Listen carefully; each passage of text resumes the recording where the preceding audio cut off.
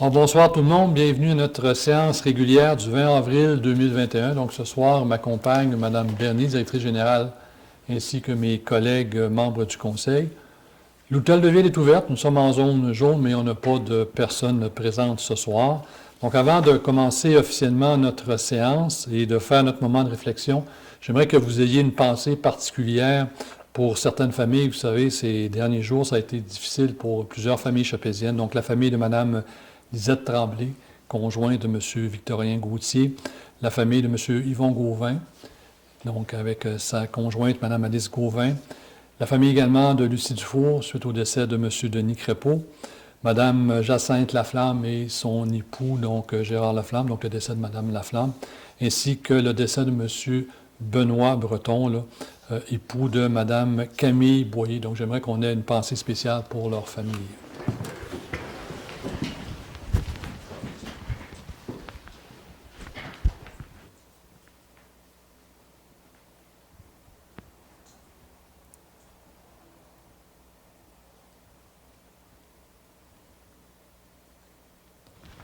Merci. Donc, cette semaine, vous savez, on a le drapeau qui flotte sur le mât de l'Hôtel de Ville en lieu et place du drapeau de la Ville. Donc, je porte aussi l'épinglette. C'est la semaine des dons d'organes. Donc, on avait fait une résolution le mois dernier. Donc, on vous invite à signer votre carte d'assurance maladie, puis également à soutenir les gens pour les dons d'organes. C'est une très belle campagne. Donc, Mme Bernier, si vous voulez faire la lecture de l'ordre du jour, s'il vous plaît. Oui, donc suite à la constatation du quorum et à l'ouverture de la séance, nous allons adopter l'ordre du jour. Par la suite, dispense de lecture et approbation des procès-verbaux de la séance ordinaire du 16 mars et des séances extraordinaires du 22, 24 mars, 6 et 15 avril 2021. Représentation politique des conseillères et des conseillers, puis période de questions du public sur l'ordre du jour et sur les représentations politiques des conseillères et des conseillers. Au niveau du conseil municipal, la nomination d'un maire suppléant, proclamation de la semaine de la santé mentale du 3 au 9 mai 2021, autorisation de procéder à un appel d'offres public dans le cadre de la fermeture du lieu d'enfouissement sanitaire, le renouvellement de l'adhésion à la Fédération des villages relais du Québec, une participation financière à Attraction Nord pour Place aux jeunes en région, l'approbation du plan triennal de répartition et destination des immeubles 2021-2024 du Centre de services scolaires de la baie James, un appui au consortium Agora 49 pour le développement d'une zone d'innovation en milieu nordique. Au niveau de la direction générale et administration, nous n'avons pas de sujet ce mois-ci, même chose au niveau des ressources humaines. Au niveau de finances et trésorerie, l'approbation des comptes payés et à payer pour le mois de mars 2021. L'octroi d'un mandat pour la réalisation de levées de puits d'observation, l'achat et le transport de gravier. Au niveau du greffe, un avis de motion et la présentation du projet de règlement ayant pour objet de contrôler et de régir les rejets dans les réseaux d'égouts pluviales, domestiques ou unitaires exploités pour la ville de Chapey et de fixer les modalités administratives des réseaux d'égouts et d'aqueducs. Nous n'avons pas de sujet ce mois-ci au niveau de l'urbanisme et de l'environnement. Au niveau du service des loisirs, de la culture et de la vie communautaire, une résolution pour autoriser la signature d'un protocole d'entente entre la Corporation des loisirs de Chapey et la Ville de Chapey, l'autorisation pour la signature d'un protocole d'entente entre la Corporation des loisirs de Chapey et la Ville de Chapey dans le cadre de la gestion du studio extrême. Par la suite, une autorisation pour la présentation d'une demande d'aide financière à Loisirs Sport Baie James dans le cadre du programme Physiquement actif. Puis l'autorisation de présenter une demande encore à Loisirs Sport Baie James, mais dans le cadre de la politique d'aide aux organismes. Nous n'avons pas de sujet ce mois-ci au niveau des travaux publics. Au niveau du service des incendies, une motion de remerciement à M. Clément Breton. Au niveau du développement économique, donc une résolution pour entériner l'adoption du budget 2021 de Chapelle Verte pour le ministère des Transports dans le cadre du programme d'aide d'urgence au transport collectif des personnes. Puis une résolution concernant l'autorisation de présenter une demande de financement au ministère des Transports dans le cadre du projet de transport collectif Chapelle Verte. Par la suite, il y aura un variant, la période de questions du public, questions-commentaires des conseillers et des conseillères et levée de la séance. Merci, Mme Bernier. Donc, j'aurai donc besoin d'un proposeur de secondeur pour adopter notre ordre du jour. Mme Larouche, ça va? Secondé par M. Fortin, les autres, ça vous va? Parfait, merci. Donc, au point 5, dispense de lecture et approbation des procès-verbaux de la séance ordinaire du 16 mars, ainsi que des séances extraordinaires du 22 mars, du 24 mars, du 6 et du 15 avril. Donc, tout le monde était présent. J'aurais donc besoin d'un proposeur et un secondeur pour adopter l'ensemble de ces procès-verbaux-là. M. Lafrenière propose, secondé par M. Forgue.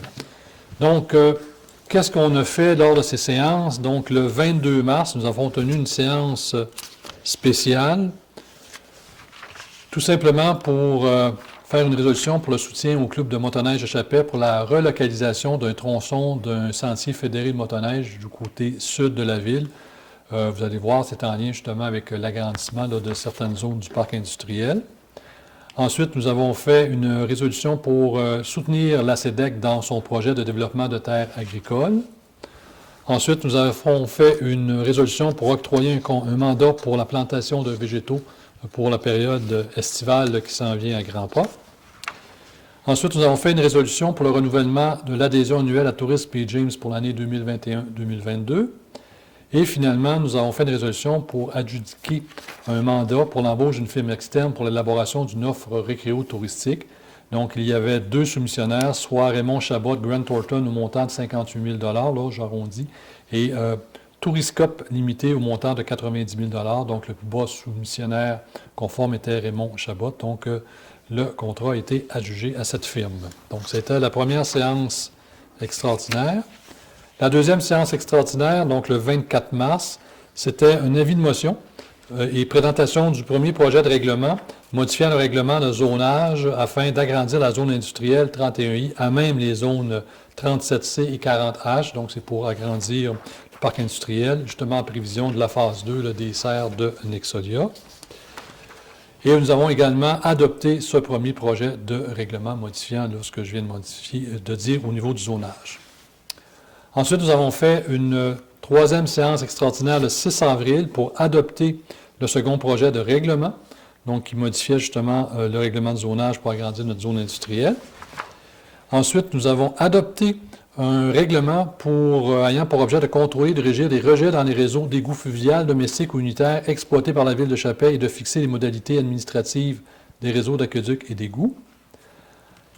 Suite à ça, nous avons fait également l'adoption du règlement 21-523 relatif aux compteurs d'eau. Donc, pourquoi on parle de compteurs d'eau? Bien, dans le cadre de la stratégie québécoise d'économie d'eau potable, le ministère des Affaires municipales exige l'installation de compteurs d'eau dans les immeubles industriels, commerciaux et institutionnels afin d'évaluer leur consommation d'eau. Et également, il exige le ministère que la municipalité effectue un échantillonnage aléatoire des immeubles résidentiels qui devront être munis d'un compteur d'eau. Et ça, c'est pour être admissible justement à différentes subventions au niveau de ce ministère-là. Donc, il faut prouver notre consommation d'eau sur notre réseau. Donc, c'est pour ça qu'on doit installer des compteurs d'eau à certains endroits. Donc, il va y avoir de la communication des communiqués qui vont être émis prochainement pour indiquer comment on va procéder. Puis, évidemment, ça va être aléatoire, ça va être seulement que certaines résidences, mais au niveau commercial et industriel, tout le monde devra se doter de ça et se trouverait évidemment en partie de la municipalité. Finalement, une résolution pour autoriser un membre de l'étude notaire Beauchamp-Cyr à signer pour la Ville de Chapet l'acte de servitude à intervenir en faveur d'Hydro-Québec dans le cadre du projet des bornes de recharge. Donc, vous savez qu'on a une borne de recharge rapide ici, là, niveau 2, 3. C'est le top, là? 3? C'est la 2. C'est la 2. En tout cas, le niveau le plus rapide, donc juste au coin de l'hôtel de ville. Donc, c'est avec une entente avec Hydro-Québec. Donc, il fallait autoriser justement la signature d'une servitude, là. Donc, ça, c'était pour notre séance du 6 avril. Et finalement, la séance du 15 avril, nous avons fait un règlement donc, relatif au projet particulier de construction, de modification et d'occupation d'un immeuble, ce qu'on appelle le PPC-moi. Donc, c'est tout simplement un règlement qui permet à certaines conditions qu'un projet soit réalisé malgré le fait qu'il déroge à l'une ou l'autre des règlements d'urbanisme de la municipalité. Avant, on avait des ententes particulières, là, comment on appelait ça, des usages conditionnels. Donc, maintenant, la loi nous permet d'avoir ce type de règlement-là qui est un peu plus souple, je dirais, pour des fois répondre à des demandes citoyennes. Et le dernier point de cette séance, c'était justement l'adoption du règlement modifiant le règlement de zonage afin d'agrandir notre zone industrielle, donc pour permettre la phase 2 de Nexodia. Donc voilà pourquoi nous avons tenu plusieurs séances extraordinaires, parce que ça allait quand même rapidement, le développement de notre projet, de notre zone industrielle. Donc, j'irai maintenant au point 6. Donc, on avait pris proposeur secondaire, oui, c'est ça. Donc, au point 6, représentation politique des conseillères et des conseillers, en commençant par M. Jacques Fortin, qui est le maire suppléant ce mois-ci. M. Fortin. Bonsoir. 5 pléniers, 4 séances spéciales, une réunion avec la SADC le 15 avril passé. Merci, M. Fortin. M. Forgue. Bonjour, 5 pléniers, 4 spéciales, 2 rencontres avec la RVQ, une rencontre de la SEDEC, une rencontre de travaux publics. C'est tout. Merci, M. Forgue. Mme Tremblay. Oui, bonsoir. Alors, 5 pléniers, 22 mars, 6 avril, 2 avril, 15 avril, 19 avril. 4 extraordinaires, 22 mars, 24 mars, 6 avril, 15 avril. Le 24 mars, après notre rencontre extraordinaire, une rencontre de la Corporation de développement économique de Chapé. 29 mars, un conseil d'administration de Chapé-Ligne Verte. Et le 31 mars, un conseil d'administration de transport adapté. Merci, Mme Tremblay. M. Lafrenière. Pareil comme tout le monde. Plus la SEDEC, plus les travaux publics. Merci, M. Lafrenière. Et finalement, Mme Larouche. Je vais répéter. 5 pléniers, puis 5 pléniers, puis 4 spéciales. Merci, Mme Larouche. Donc, vous avez vu, là, les membres du Conseil ont été, ce dernier mois, fort occupés. De mon côté, à tout ce qui a été dit, à peu près, je vais rajouter une rencontre avec mon collègue, M. Forgue, il l'a nommé, mais la réunion mensuelle de l'administration régionale BGIM le 18 mars. Le 19 mars, on a eu quand même une réunion, une rencontre régionale avec Mme Anglade, qui est venue nous présenter sa charte des régions. Donc, évidemment, ça a été fait via Zoom. Ensuite, j'ai participé à la présentation en visioconférence du plan de développement 2021-2023 de la Société de développement de la baie de James le 26 mars. Ensuite, j'ai participé également, ou plutôt assisté à la conférence de presse le 8 avril, conférence de presse virtuelle, au cours de laquelle une annonce a été faite concernant le développement touristique des territoires nordiques du Québec, le fait par la ministre Proulx et le ministre Jonathan Julien. Le 9 avril, une rencontre de la table jamésienne de concertation minière. Et quelques cours du dernier mois, depuis qu'on s'est vu au mois de mars, quelques rencontres avec le CR3S et la Sûreté du Québec dans le cadre de la pandémie. Donc voilà pour nos représentations politiques de ce mois-ci. Évidemment, au point 7, il y a le point période de questions du public sur l'ordre du jour et sur les représentations politiques des conseillères et des conseillers, mais comme on n'a pas d'assistance ce soir, il n'y aura pas de questions. J'enchaînerai maintenant avec le point 8, donc conseil municipal, donc résolution de nomination d'un maire suppléant. Donc, à chaque 3 mois, on change de maire suppléant. Donc, c'était M. Fortin qui était d'office jusqu'à la fin de ce mois-ci. Donc, pour le mois de mai, juin, juillet, il y aura donc lieu de nommer M. Daniel Forgue comme maire suppléant. Donc, j'aurai donc besoin d'un proposeur et d'un secondaire. M. Lafrenière, secondé par Mme Tremblay. Donc, mes collègues à droite, sont aussi en accord. Merci. Au point 8.2, maintenant, une résolution pour la proclamation de la semaine de la santé mentale du 3 au 9 mai. Puis je vais en faire la lecture parce que c'est important dans le contexte dans lequel on vit actuellement, mais aussi, même si on n'était pas en COVID, la santé mentale, c'est toujours important. Donc, considérant que la semaine de la santé mentale se déroule ou se déroulera du 3 au 9 mai, considérant que l'Association canadienne pour la santé mentale Division du Québec, membre du réseau qui initie l'événement depuis 70 ans, invite cette année à parler des émotions que nous vivons tous, considérant que nous avons tous une santé mentale dont il faut prendre soin et que celle-ci a été mise à l'épreuve à bien des égards avec la pandémie, considérant que les campagnes de promotion de la santé mentale visent à améliorer la santé mentale de la population du Québec, considérant que les municipalités contribuent au bien-être de la population en mettant en place des environnements favorables à la vie de quartier, considérant que la santé mentale est une responsabilité collective et que cette dernière doit être partagée par tous les acteurs de la société, considérant qu'il est d'intérêt général que toutes les municipalités du Québec soutiennent la Semaine nationale de la santé mentale, il est donc proposé que la Ville de Chapais proclame la semaine du 3 au 9 mai 2021, Semaine de la santé mentale, et invite tous les citoyens et citoyennes, entreprises et institutions à hashtaguer Parler pour vrai, donc hashtag Parler pour vrai, c'est leur campagne sur Twitter, c'est ce que vous allez me dire, et à partager la trousse d'outils de la campagne, et qu'ensemble plutôt nous contribuons à transformer notre municipalité en un environnement favorable à la santé mentale des citoyens. Donc j'ai donc besoin d'un proposeur et d'un secondaire. Mme Larouche propose, secondé par M. Fogg. Mes autres collègues, vous êtes sûrement en accord. Donc, on vous invite à partager ça puis à soutenir justement votre entourage au niveau de la santé mentale. C'est hyper important. 8.3 maintenant, une résolution pour l'autorisation de procéder à un appel d'offres publiques dans le cadre de la fermeture du lieu d'enfouissement sanitaire, donc le bassin de Lexivia, là, au lieu d'enfouissement technique. Donc, comme nous sommes en travaux post-fermeture du lieu d'enfouissement sanitaire, donc au niveau du bassin de Lexivia, et qu'on doit respecter les différentes directives du ministère de l'Environnement, donc considérant que les travaux pour la transformation du bassin actuel d'actif à passif et l'ajout d'une plateforme d'assèchement des boues sont prévus à l'été 2021. Alors, il est nécessaire de procéder à un appel d'offres pour l'octroi d'un contrat pour la réalisation des travaux. Alors, il est proposé d'entériner la nomination de Mme Mélanie Gagné comme directrice générale adjointe à procéder à cet appel d'offres publiques-là pour l'ajout d'une plateforme d'assèchement des boues au lieu d'enfouissement. Donc, j'aurais donc besoin d'un proposeur et d'un secondeur. M. Fortin propose. M. Lafrenière seconde. Mes autres collègues de tous en accord. Parfait. En 8.4, donc, une résolution, un renouvellement de l'adhésion à la Fédération des villages relais du Québec. Donc, c'est une résolution qui revient annuellement. Donc, on fait partie du réseau des villages relais. Donc, ça nous donne beaucoup quand même de visibilité. Je voyais récemment à une émission de Salut Bonjour la carte, on présentait les villages relais. Puis évidemment, dans le nord, bien, on voyait Matagami, on voyait Chapet, on voyait La Dorée. Donc, c'était une belle publicité là, à l'échelle nationale. Puis également, ils offrent d'autres services. Donc, le renouvellement de cette adhésion-là se fait au coût de 634 $. Merci, le collègue. Là.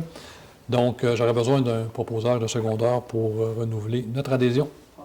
Mme Larouche, secondée par Mme Tremblay. Messieurs, mes collègues, vous êtes aussi d'accord? Merci. Au point 8.5, une résolution pour une participation financière à Attraction Nord, Place aux jeunes. Donc, on le fait à chaque année. Donc, on soutient cet organisme, justement, qui fait de l'attraction pour amener des nouveaux résidents, des nouvelles personnes dans la région.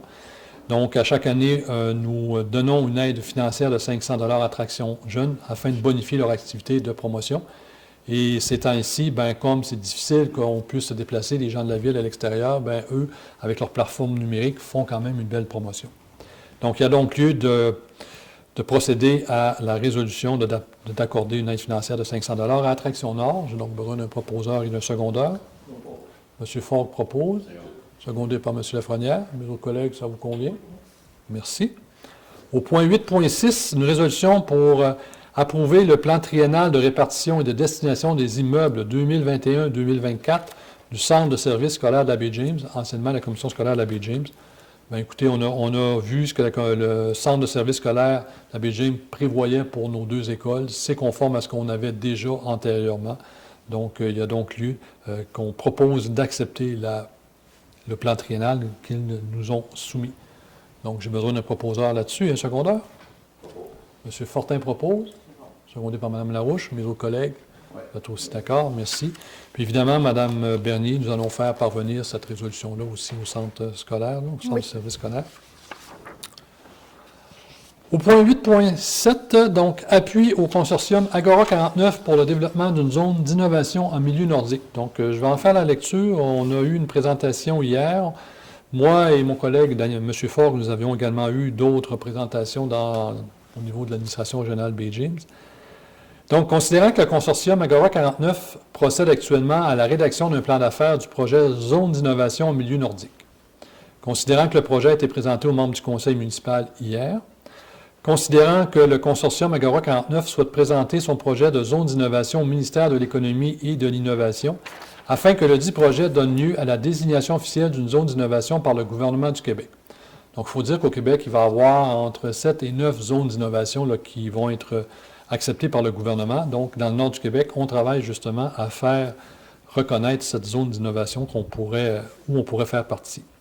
Considérant que la création de zones d'innovation de calibre international vise à augmenter la commercialisation des innovations, les exportations, les investissements locaux et étrangers, ainsi que la productivité des entreprises, et comprennent des infrastructures de recherche, des incubateurs et accélérateurs d'entreprises.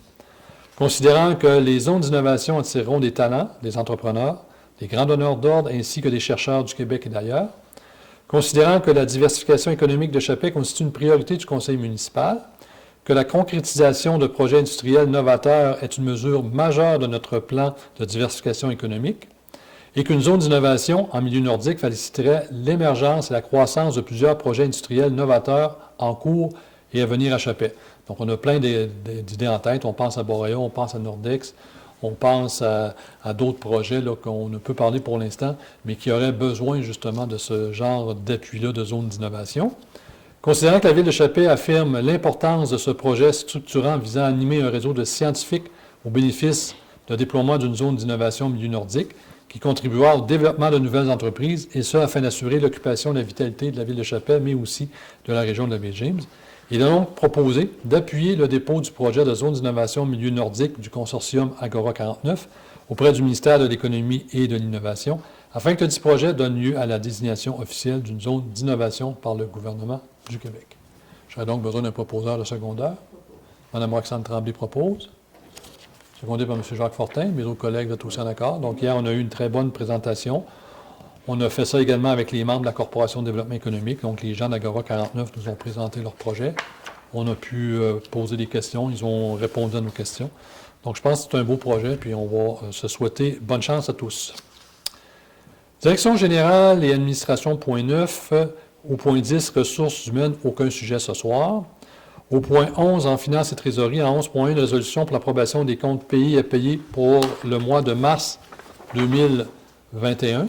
Donc, il est donc proposé que la liste des comptes payés du Fonds d'administration concernant les transactions du mois de mars 2021, s'élevant à 424 986 et 86 sous, ainsi que la liste des comptes à payer concernant la même période et s'élevant à 249 453 et 60 sous, soit acceptée telle que déposée, et que le Conseil autorise le paiement de ces comptes apparaissant dans les comptes à payer pour le mois de mars. Un proposeur et un secondaire. M. Guy Lafrenière propose. M. Daniel Forgue, seconde. Les autres collègues sont aussi en accord. Évidemment, on a eu la présentation hier, on a pu poser des questions et ça a été répondu avec satisfaction. Au point 11.2, maintenant, résolution octroi de mandat pour la réalisation de levées de puits d'observation. Donc, vous savez que dans le cadre de notre étude de vulnérabilité de l'eau souterraine, nous avons dû mandater une firme d'arpenteurs géomètres pour la réalisation de levées de puits d'observation. Donc, notre zone de captation qui est au sud de la ville, là, entre le lac Presqu'île et la ville, il faut justement faire une étude pour vérifier sa vulnérabilité. Donc, il y a eu des forages de fait, mais on a dû octroyer un mandat pour justement géolocaliser, je vais dire ça comme ça, là, par des arpenteurs géomètres, certains puits d'observation. Considérant que l'offre de service que nous avons reçue le 30 mars de CTR Arpenteur Géomètre au montant de 1 500 $ plus les taxes applicables, répondait aux exigences du mandat. Considérant également la recommandation de l'ingénieur M. Francis Proto-Bédard de la firme Englobe là, qui chapeaute toute l'étude de vulnérabilité. Considérant que l'offre de service était en deçà de 50 000 $ et que conséquemment on pouvait conclure une entente de gré à gré, il est donc résolu d'entériner l'octroi du mandat à CTR Arpenteur pour un montant de 1 500 $ plus les taxes et que les frais relatifs là, soient puisés au même budget d'opération que vous voyez là, le poste budgétaire 02 412 00 459. Un proposeur et un secondaire. Mme Larouche propose. M. Forgue second. Mes autres collègues. Merci. 11.3, une résolution pour l'achat et le transport de gravier 0,3 donc du cassé 0,3. Donc, on a différents projets durant l'été, entre autres la construction d'un skatepark, l'entretien de certaines infrastructures, donc ça nous prend du cassé. Donc, on a demandé à 2 soumissionnaires locaux, oui, c'est ça, locaux, de déposer une offre. Donc, les entreprises Marc Forgette à 18 $ la tonne et Transport Jonathan Rémillard à 15,89 $ la tonne. Donc, considérant que c'est une offre de service qui se situe en deçà de 50 000 $, donc on peut conclure une entente de gré à gré. On en a discuté également hier lors du plénier. Donc, il est donc proposé que la Ville de Chapet accepte l'offre de l'entreprise Transport Jonathan Rémillard pour l'achat et le transport de 1 350 tonnes de gravier concassé le 0,3 au coût de 15,89 $ la tonne plus les taxes applicables. J'ai donc besoin d'un proposeur et d'un secondaire. M. Lafrenière propose, secondé par M. Fortin. Mes autres collègues, vous êtes aussi d'accord? Parfait. Au niveau de la greffe, maintenant, au point 12, donc un avis de motion et présentation du projet de règlement ayant pour objet de contrôler et de régir les rejets dans les réseaux d'égouts pluviales domestiques ou unitaires exploités par la Ville de Chappais et de fixer les modalités administratives des réseaux d'aqueducs et d'égouts. Donc, c'est l'avis de motion. Donc, M. Forgue, est-ce que vous donnez l'avis de motion? Oui, monsieur le maire. Merci. Alors, Mme Bernier, est-ce que vous voulez peut-être nous présenter rapidement l'objet et la portée du règlement?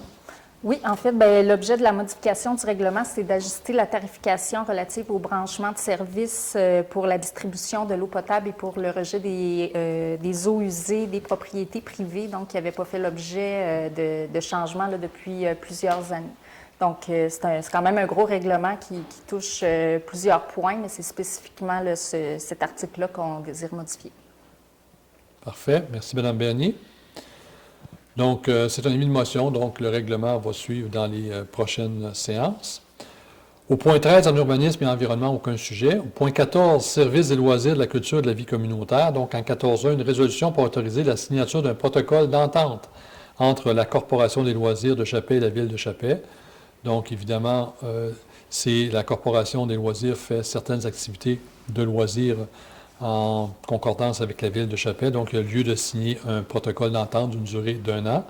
Et le protocole, bien, c'est également de me mandater, moi, comme maire, ainsi que Mme Gagné, comme directrice générale adjointe, à signer les différents documents, donc le protocole.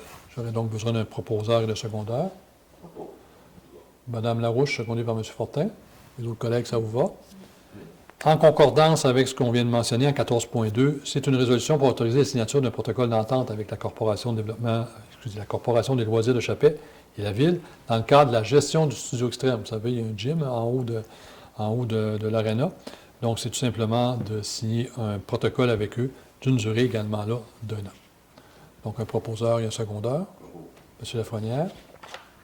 Secondé par M. Fort, mes autres collègues, vous êtes aussi d'accord. Puis évidemment, c'est un peu comme l'autre résolution, hein, ça a été de me mandater, moi, pour signer, ainsi que Mme Gagné. 14.3, maintenant, une résolution pour autoriser la présentation d'une demande d'aide financière à Loisirs Sport Bay James dans le cadre du programme Physiquement Actif. Donc, c'est un programme qui est administré par Loisirs Sport Bay James. Donc, au niveau des services de loisirs, ils ont des activités et ils demandent justement à pouvoir présenter des demandes d'aide financière dans ce cadre de ce programme-là, justement, pour que ça puisse être utilisé au profit de nos citoyens de tous âges et également peut-être d'acheter des équipements sportifs. Donc, la résolution, c'est tout simplement d'autoriser Mme Sylvie Bédard à présenter une demande d'aide financière à ce programme de loisirs sport Bay James et à signer les différents documents d'entente relatifs à cette demande. Un proposeur et un secondeur. M. Fogg propose. M. Lafrenière seconde. Mes autres collègues, vous êtes tous en accord? Merci. En 14.4, une autre résolution pour autoriser la présentation d'une demande d'aide financière à Loisirs Sport Bay James dans le cadre, cette fois-ci, de la politique d'aide aux organismes de Loisirs Sport Bay James. Donc, comme la Ville prévoit organiser des activités familiales et des défis, entre autres, à la piscine.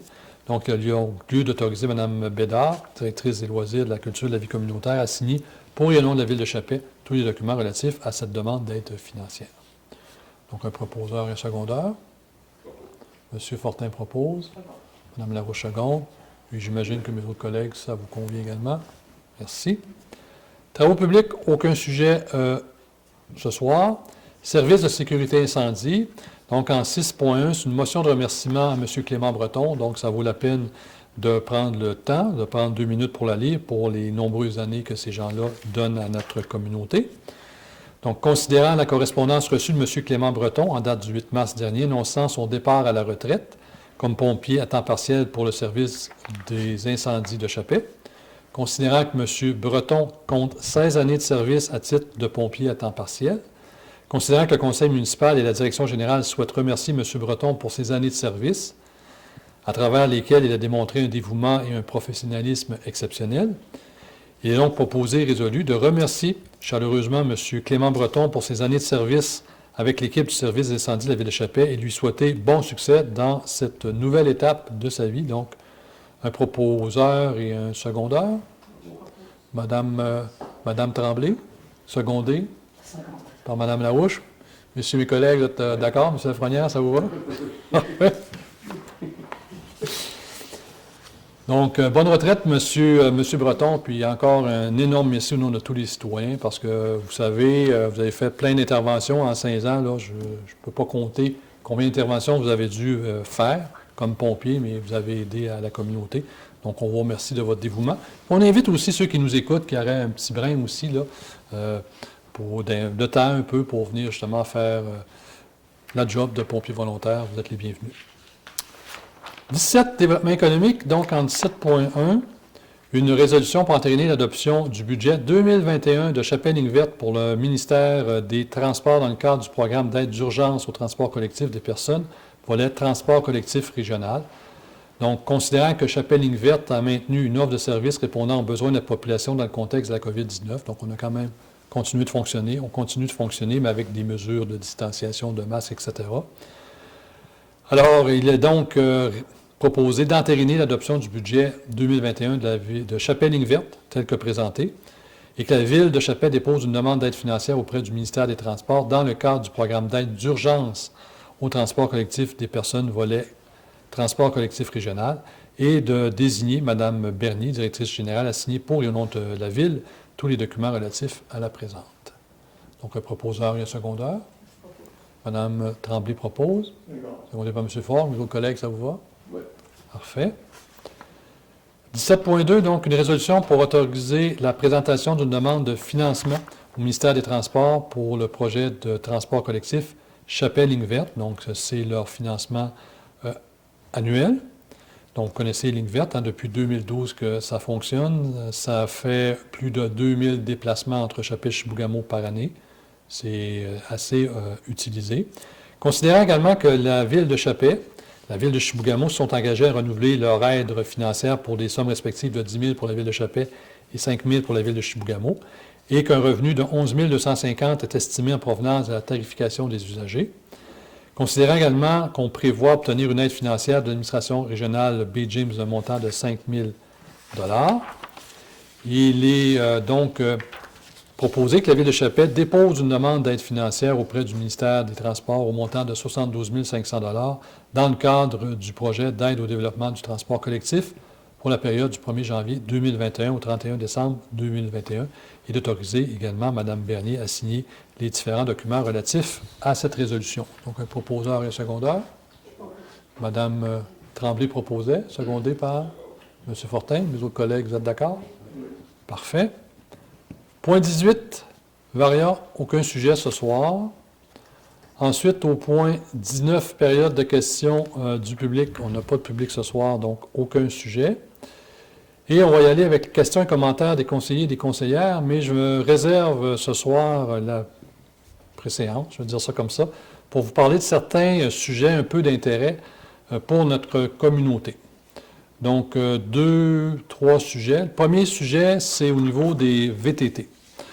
On a encore une problématique cette année. On a eu plusieurs plaintes d'utilisateurs de VTT, mais aussi de monsieur, madame, tout le monde, des gens qui se promenaient en véhicule, donc en voiture, en pick-up, qui se sont fait accoster dans certains sentiers, dont le chemin des Mines. Donc, l'ancien chemin des Mines, ou le Chaf Perry, le Chaf Cook, c'est un chemin multi-usager. Ce qu'il faut dire, c'est un chantier multi-usager. C'est un protocole qui n'est pas encore signé avec le ministère.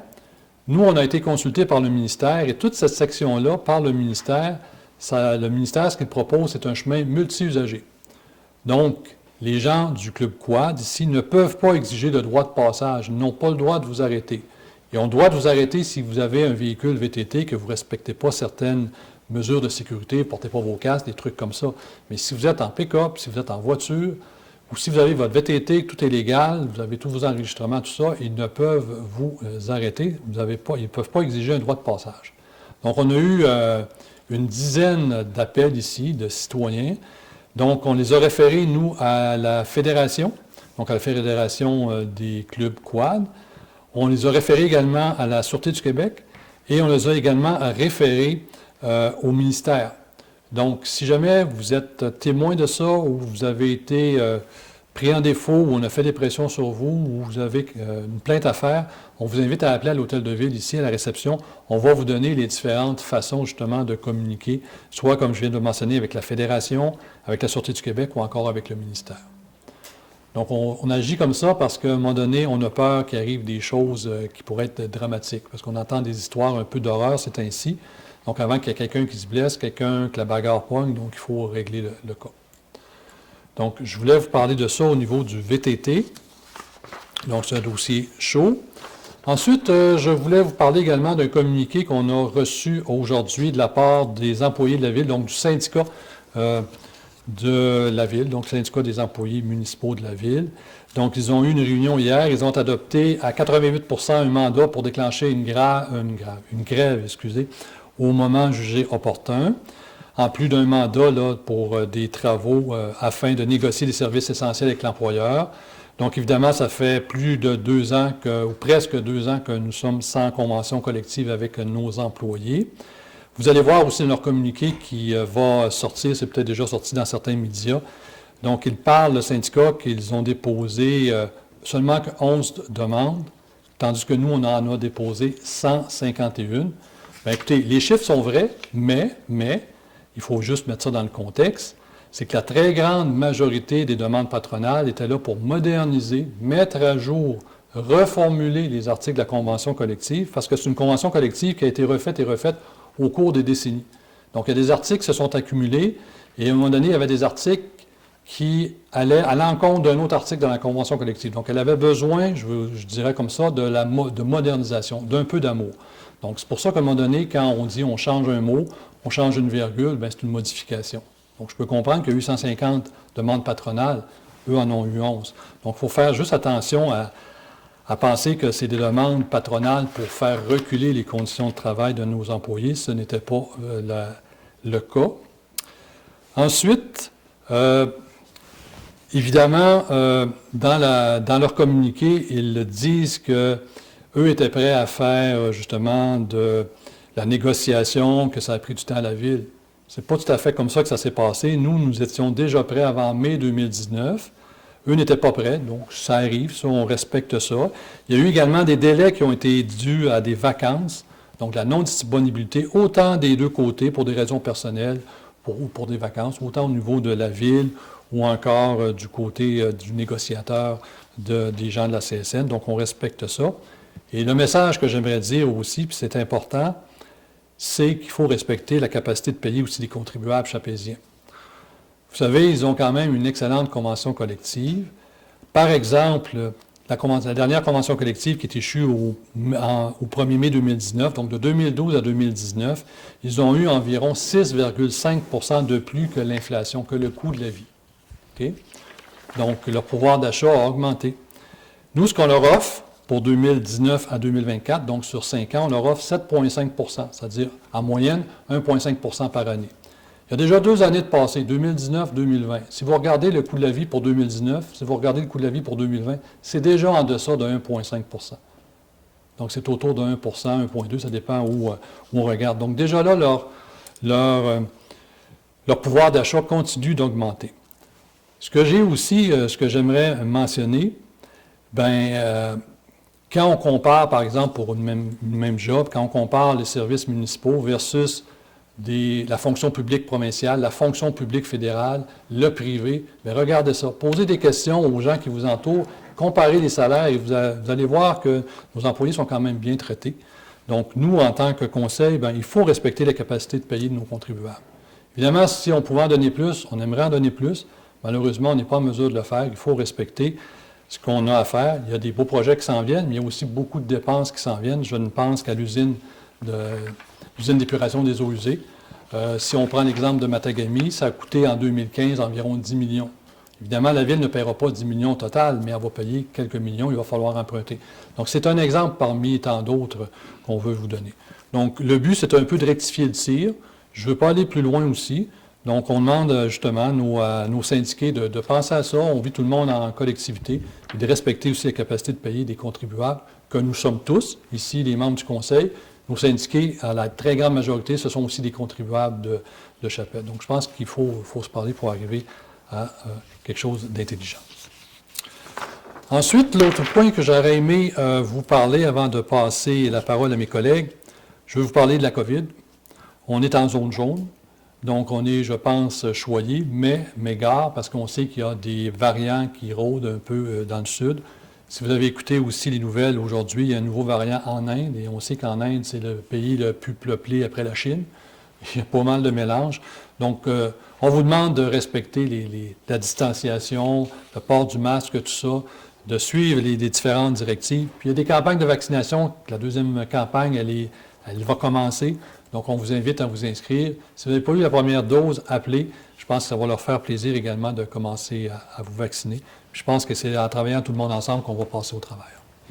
Donc, ensuite, je vais passer la parole à mes collègues. Donc, je vais commencer par M. Fortin, qui est maire suppléant. M. Fortin. Alors, bonsoir. Moi, j'aimerais m'excuser là, si jamais vous voyez manipuler mon cellulaire. C'est pas par manque de respect. C'est la maladie dans la famille. C'est en cas d'urgence. Alors, c'est pour ça. Puis, deuxièmement, j'aimerais réitérer ce que M. le maire disait tantôt en ce qui concerne le jeu de quoi. Écoutez, si vous faites des bains militaires, vous faites des bains là où il faut, c'est un plus pour nous autres quand on arrive pour négocier des ententes avec eux, mais c'est un plus. Fait que gênez-vous pas. Si vous êtes interpellé, gênez-vous pas. Faites la main. Merci et bon. Merci, M. Fortin. M. Bon, Ford. Moi, c'est pour ceux qui sont pressés de mettre le bateau à l'eau, les mordus, là, faire bien attention parce qu'il y a des morceaux de bois qui se promènent, puis la glace, puis l'eau est très froide. Oui, puis malheureusement, on sait, à 4 degrés, on a beau, ça va très vite avant de tomber en hypothermie. Merci, M. Ford, ça complétait. Merci. Mme Tremblay. Oui, alors bonsoir. Moi, j'aimerais vous parler de la deuxième édition virtuelle d'un grand événement qui a lieu cette semaine du 16 au 23 avril. Cet événement-là s'appelle Nord du Québec en création. Alors, sur la page Facebook, vous pouvez aller sur leur Facebook, Nord du Québec en création, c'est très facile à trouver. Vous avez les 25 exposants, vous pouvez voir toute leur œuvre. Puis je vous dis, pour les avoir regardés une par une, là, il y a vraiment du talent dans la région Nord du Québec. C'est assez extraordinaire de voir, les œuvres de chacun. C'est du 9 au 23 avril. Vous avez la programmation, là, dans les plus récentes publications, vous avez la programmation. Ça commençait le 16. Là, on peut voir à partir du mardi au jeudi, du 19 au 22, la présentation des candidats au concours. Tout ça. Vous pouvez suivre ça sur Facebook. Vendredi, il y a à différentes heures le dévoilement des gagnants dans différentes catégories. Alors, je vous invite à aller voir sur le site de Nord du Québec en création tous les talents, les œuvres des 25 exposants qui participent à la deuxième édition virtuelle. Oui, puis évidemment, des artistes de Chapelle, il y a du talent à Chapelle. Il y a des artistes d'un petit peu partout dans la région. On est vraiment choyés. Là. On est gâtés, il y a du beau talent. Divers matières, toute la peinture, un peu de tout, là, c'est assez extraordinaire. Allez voir, ça vaut la peine. Merci, Mme Tremblay. M. Lafrenière? Oui, vu que, étant donné qu'on ne se reverra pas avant la date limite du 15 mai, je vous rappelle que le 15 mai, c'est la date limite pour le retrait des tempos, étant donné qu'on ne se verra pas avant cette date-là. Puis j'aimerais renchérir sur les négociations.